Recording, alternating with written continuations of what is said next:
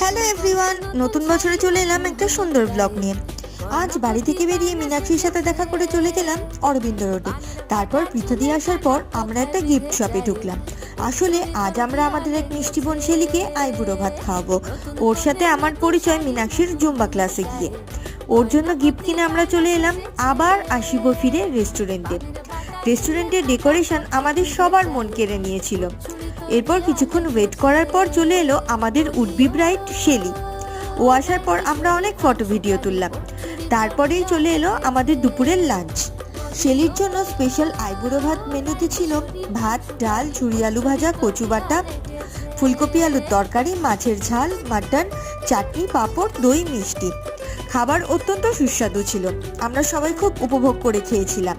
তারপরে ওকে ওর গিফটটা দিয়ে আমরা বাইরে বেরিয়ে আইসক্রিম খেলাম। আইসক্রিম খেয়ে আমরা যে যার বাড়ির দিকে রওনা দিলাম। Thank you for watching.